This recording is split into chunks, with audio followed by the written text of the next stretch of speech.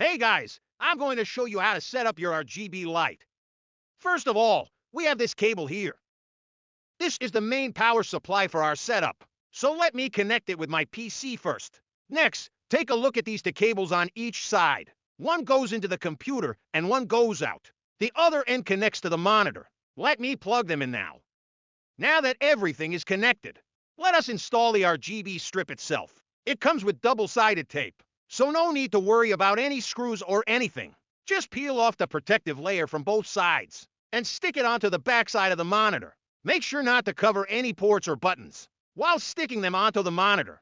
Once done, peel off another layer of protective tape from both sides again, so that no dust gets stuck between those layers. Then take one side of the RGB strip and wrap it around the edge of the screen, just like this. Now let's turn on our PC and check whether everything works properly.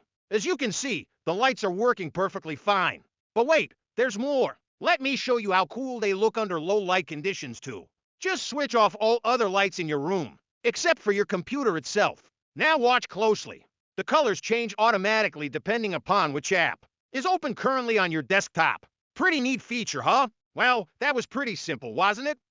Now let me tell you why having such lighting effects matters when playing games late at night. Not only does it enhance your gaming experience, but also helps reduce eye strain caused due to bright, white screens during long hours of gameplay. Plus, who wouldn't love having vibrant colors, illuminating their workspace while working hard, late into the evening anyway? Alright folks, thanks for watching till here. Don't forget to hit subscribe button below for more awesome tech videos like this one. See ya next time.